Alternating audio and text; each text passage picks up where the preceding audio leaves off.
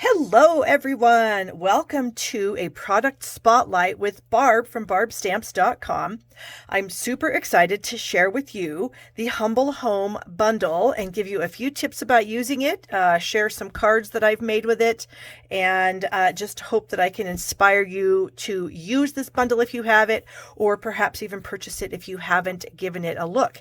You may have noticed on the front of our brand new September to December 2024 mini catalog, there are a lot of these little houses on the front. And so they have all been, of course, made with the Humble Home Bundle, which you can find in your holiday catalog on page 46. It is a photopolymer stamp set and a coordinating punch. And you know I love punches. Punches are just the absolute easiest way to get images that you can raise up or layer together, things like that. And I just love punches so much. I pretty much purchase every punch that Stampin' Up! Has ever come out with because I just love punches so much. So as I stated, the stamp set is a photopolymer set. And like I said, it's shown on page 46, and so there are some really wonderful samples here that you can totally copy. There's no reason to reinvent the wheel when you're creating cards. And if you feel like you shouldn't do that, perhaps all you need to do is maybe just change the designer series paper on some of these cards. Perhaps change this from a kind of Christmassy winter scene to maybe a summer scene with some pine trees, you know what I'm saying? So it's a very versatile set and can be used for lots of different occasions. The set does have 8 different sentiments in the stamp set, and it's got a wonderful thank you that I think is really cool because you can color those words in, or you can just leave them blank. You could stamp them in black on white, color them in. You could stamp them on a colored cardstock, and then they're already colored in. I just love it when words are open, and then you can do a little bit more with them. We've got for the sweet gift, thank you for coming. We've got welcome, which could go with welcome home. We've got a fun little Merry Christmas, and then a from our house to yours. And then of course a to from if you did decide you wanted to make like a little Christmas tag or something like that. And then, of course, this cute little wreath. Now, there isn't a punch for the little wreath, but I didn't find that it was too difficult to cut out. And same with this large heart right here. I didn't find that it was too difficult to cut out. So, again, in the catalog on page 46, a bundle is only $39.50. So I find that a lot of these punch bundles are very, very reasonably priced.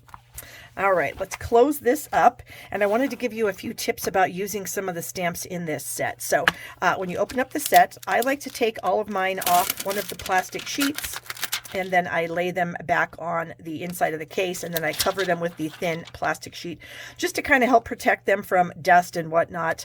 And speaking of dust, when you have a very bold stamp, such as this little heart here, when you stamp it, I recommend doing this, and not just for this heart in particular. There's a lot of other bold images that Stampin' Up! Has that are photopolymer or clear mount rubber.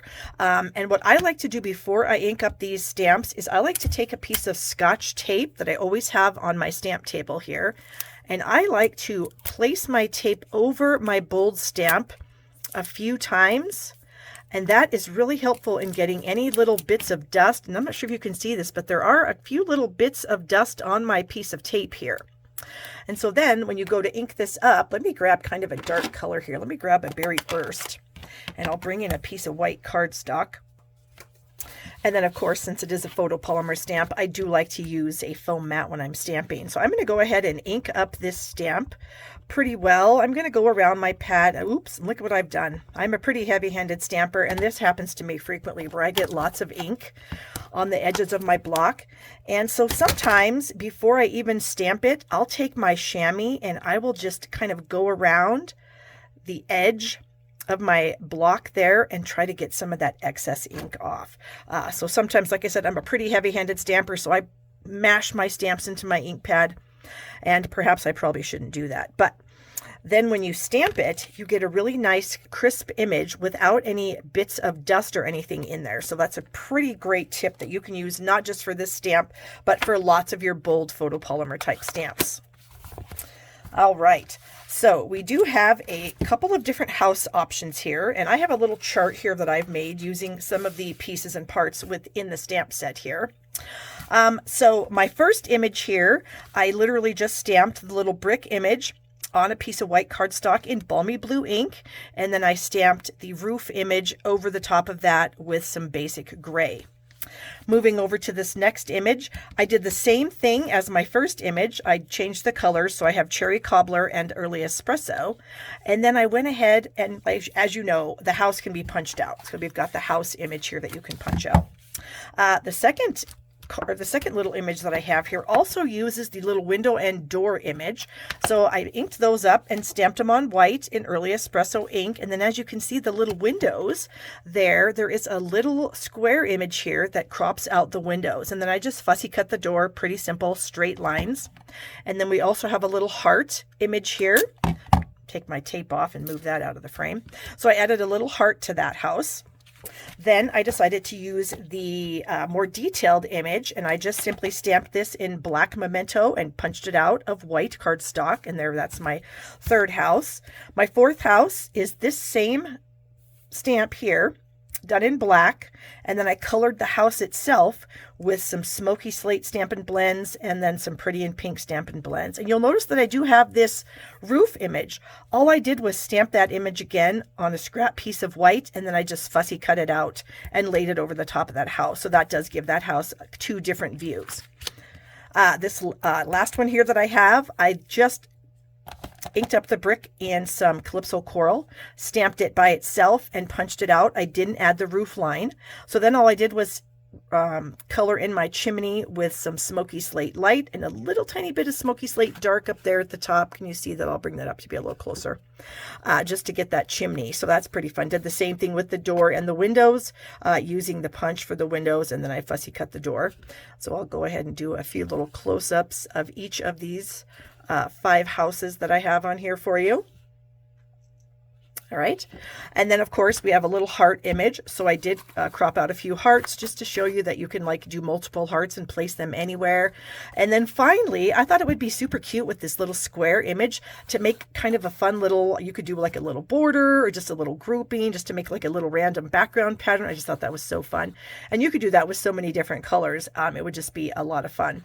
The final little thing on this punch is a little hole. Okay. So there is a little hole, and that was kind of designed to make a tag. So I went ahead and designed a tag, and I just used a piece of garden green cardstock. This happens to be a 2-inch wide piece.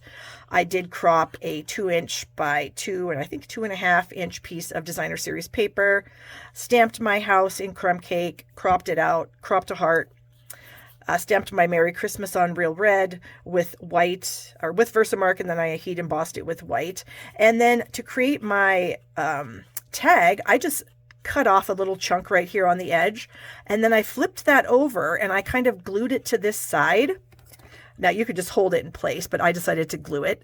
And then I am just going to follow the line of this little piece there, and that way both of my sides are going to be the same. Okay. So then the final thing I did was I brought in a Sharpie marker and I put a little dot where I thought was the center area between these two lines.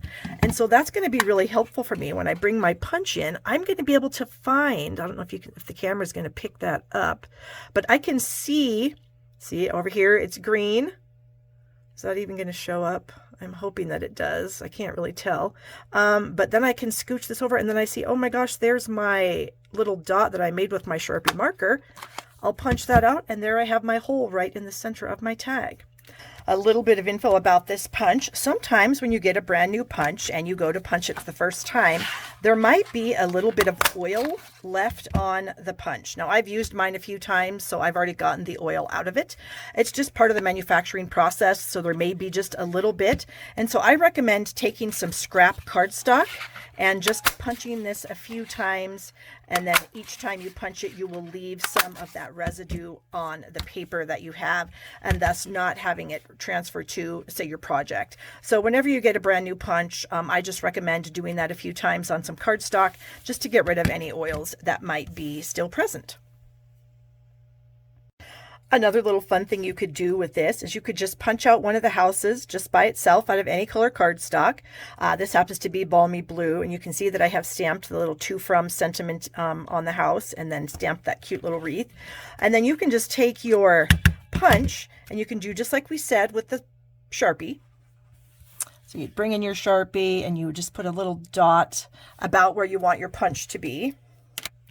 And then you can pick up your punch and find your little, and then you can get a little hole, throw a little baker's twine in there, and then you have an adorable little tag that you can use for any project.